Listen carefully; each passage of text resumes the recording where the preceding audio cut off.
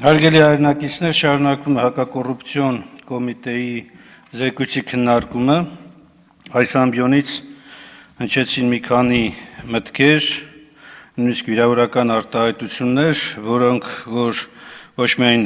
արժեզրկում են այս քննարկումները, այլ ըստ էության փորձ է խուսափել դրված հարցադրումներին պատասխանելու։ Սկսեմ սկզբից, նախ արձանագրեմ, որ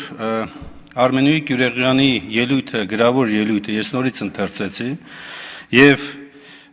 ես իսկապես չգտա այնտեղ այնպիսի վիրավորանք կամ արտահայտություն, որ կարող էր այդպիսին ընկալվել եւ որը նման վարքագծի հակադարձման արժանացավ։ Ես կարծում եմ, պարոն Կոնջորյան, կրկին, եթե պետք է գրավոր տեքստը կուղարկենք կամ կուզեք դուք ինքներդ նորից կնայեք, բայց հարցադրումները այդ ելույթի մեջ շատ պարզ էր, խոսելով կրթությունը նորաձև է շարժման մասին, հարցադրում հետևյալն էր, երկու հարցադրում, առաջինը, արդյոք հայաստանյան օրենսդրության համաձայն այն ենթադրում է որոշակի կանոնակարգում, թե ոչ, եւ երկրորդ, արդյոք այս ծրագիրը, որ իրականացում է կամ նախաձեռնությունը, ունի աղերս հնարավոր կոռուպցիոն դրսևորումների հետ, թե ոչ, փոխարենը վիրավորանքներ ներկայացնելու կարող եք շատ լավ հնարավորություններ ելնեիք պարզաբանեիք այդ հարցերին, պարզաբանեիք այդ հարցերը բացատրեիք, հանրությանն էլ է պետք այդ հարցերի պատասխանները։ Երկրորդը, այս ամբիոնից հնչում են մեղադրանքներ, որոնք որ ուղղված ինձ եւ ընդդիմադիր հատվածին անընդհատ, որ մեր իբր բարձրացված հարցերը ոչ մի աղերս չունեն հանրությանը հուզող հարցերի հետ։ Եթե աղերս չունեն, բան չեք դες ջղաձգվում, ընչեք դες լարվում, ընչեք վիրավորում։ Իսկ հարցերը շատ պարզ են, կոռուպցիոն բնույթի հնարավոր հարցադրումներ, հնարավոր կամ առերևույթ հանցագործությունների մասին հայտարարություններ, որոնք կարիք ունեն ոչ թե հայախառը հակադարձությունների, այլ փաստարկված հակադարձությունների։ Փոխարենը այստեղ բերվում է, անընդհատ վկայակոչվում է Ռոբերտ Քոչարյան։ Ռոբերտ Քոչարյանը էս, Ռոբերտ Քոչարյանը այն, ես ուզում եմ հիշեցնել, դուք էիք գեներացնում, Ռոբերտ Քոչարյանը 4 միլիարդ դոլարի կարողություն ունի։ Դուք էիք գեներացնում եւ դուք տարածում էիք։ Հիմա հանրությանը պատասխանեք, ուր է 4 միլիարդը։ Ուր է։ Օդում է, թե չկա։ Պարոն Նահապետյան, այս հայտարարությունը դուք նաեւ պիտի հիմք ընդունեք։ Երբ որ մարդիկ այս ամբիոնից եւ ոչ միայն այս ամբիոնից լրատվամիջոցներով կեղծ եւ սուտ լուրեր տարածելով հետագայում փորձում են հիմքեր ստեղծել եւ մի հատ էլ հրեշի կերպար դարձնել ու սկսել պայքարել այդ հրեշի դեմ։ Իրականում այդ հրեշները այդ կերպար ստեղծողներն են։ Ոչ թե մարդը հաղթանակած նախագահը, այո, ես բազմից եմ ասել, ել եմ ասելու։ Եվ որի կառավարման տարիներին ադրբեջանական որևէ անձ չէր կարող ռիսկ անել, պատերազմ սկսել կամ ռազմական ակտիվ գործողություններ սկսել Հայաստանի Հանրապետության եւ Արցախի Հանրապետության հանդեպ։ Փոխարենը անընդհատ ինչ-որ սկսել են նոր մեղադրանքներ։ Իրենց կառավարման տարիների կատարված հանցագործությունների մեջ նորից ընդդիմությունն է մեղավոր։ Տեսեք, նոյեմբերի 9-10 այդ այլանդակ դրսևորումները, որի վերաբերյալ էլի խոսել եմ, եւ էլի ասվում է, որ Արարատ Միրզոյանին նկատմամբ սպանության փորձի մասով։ Լսեք, բացահայտեք դա։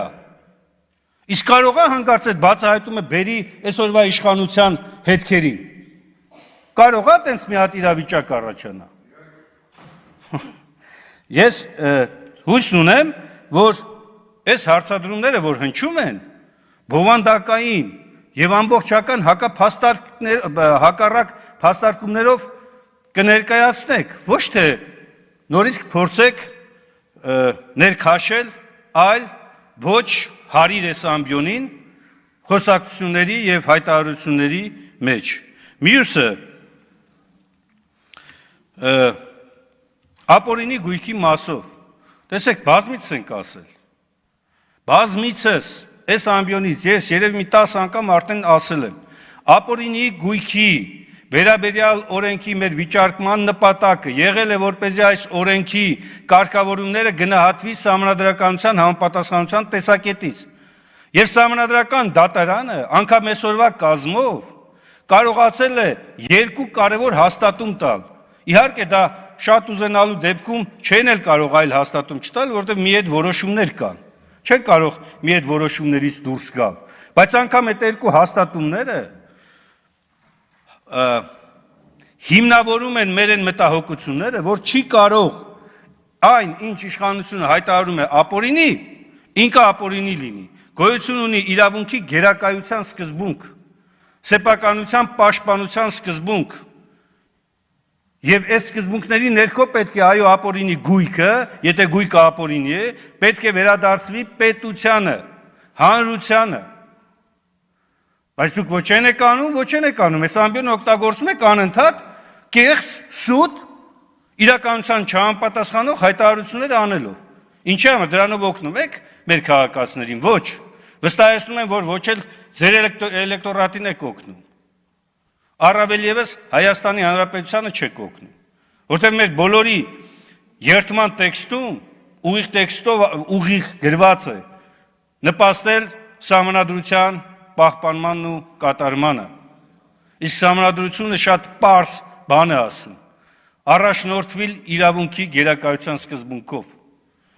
այլ ոչ թե սեփական նեղ խմբային քաղաքական շահերով։ Եվ անընդհատ կրկնելով, տալով նախագահների անունները, դրանով դուք չեք նպաստում հանրապետության ուժեղացմանը։ Դրանով դուք վստահաբար չեք ստեղծում հիմքեր ապագայում ինչ իշխանություն էլ ձևավորվի, շատ ավելի արդյունավետ առաջ գնալու համար։ Դուք դրանով ընդամենը հիմքեր եք ստեղծում եւ հաստատում եք այն միտքը, որ դուք անընդհատ կործանում եք բերում մեզ բոլորիս, մեր երկրին, մեր պետությանը, մեր պետականությանը։ Հարցեր շատ կան, բայց ժամանակը թույլ չի տալիս, որ կետարկետ անդրադառնան բոլոր ուրեմն այստեղից հնչած մերկապարանոց իմ գնահատմամբ հայտարարություններին կամ մեղադրանքներին։ Անընդհատ ինչ-որ դրվագներ եք հիշեցնում, անընդհատ ինչ-որ դրվագներ եք բերում, անմեղության կանխավարկածի հերիք չէ, հերն անիծել եք։ Նույնիսկ դրա մասին անդրադառնալով նաև զեկույցին, պարոն Հապետյան, հանձնաժողովը նիստում էլ եմ ասել այդ մասին։ Չի կարելի ուղղակի 10 դրվագում անուններով նշել առերևույթ հանցագործության դրսևորումների մասին, այն դեպքում, երբ որ այս գործերը դատական վախճան պիտի ունենան։ Կամ եթե չեն ունենալու, ձեր մոտ են ուրեմն ավարտվելու։ Ոնց կարելի է մարդկանց անունները նշել այստեղ, հրապարակվող պաշտոնական փաստաթուղթ եւ այս ամբիոնից էլ մարդկանց ներկայացնել մեղադրանքներ ու ասել, որ մեղավոր են, հանցագործ են, են։ Դրա համար գոյություն ունի դատարան, դրա համար գոյություն ունի արդարադատության համակարգ, դուք կարող եք ընդամենը ենթադրություններ անել։ Այդ ոնց է լինում, երբ որ ձեզ հարց ենք տալիս, ասում ենք, «Էս ինչ դեպքով վարույթ կա նախաձեռնված, թե չէ», ասում եք, դա գաղտնիք է։ Անհատական տվյալների շրջանակներում, պետական գաղտնիքի շրջանակներում, այդ որ դեպքի մասն եք հարցնում, առանց նույնիսկ անվանական անուններ հնչեցնելու առաջարկի։ Բա ստեղ մարդկանց անուններ հնչեցնելը, ձեզ իսկի չի հուշում, որ գոյություն ունի անմեղության կանխավարկած։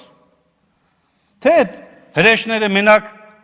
ընդդիմադիրների մեջ պիտի փնտրել։ Այս մեծ հատվածի վրա իշքան այդ նույն գնահատման հրեշներ են նստած, կամ նստած էին հիմա այլ պաշտոնների վրա են։ Բազմաթիվ անուններ կարող ենք հնչեցնել։ Ես ուզում եմ իմ խոսքն ավարտել շատ կարգին մի մարդու խոսքով, շինարար հայր ու որդի Արսեն Թորոսյան, չշփոթեք պատգամավորի հետ, եւ իր հայրը Կորյուն Թորոսյանը, վարպետը շատ հետաքրքիր խոսք էր ասում, ասում էր, որպես շինարար նաեւ մարդ, ասում էր, այս գործը նես պիտի արվի, որպեսզի հետագայում եկողը, նայողը, տեսնողը ոչ թե անիծու հայոյի, այլ փառք տա եւ օրհնություն մաղթի գործը անողին։ Դուք այս խորհուրդը ընդունեք ձեր համար որպես ուղենիշ եւ ապրեք, գործեք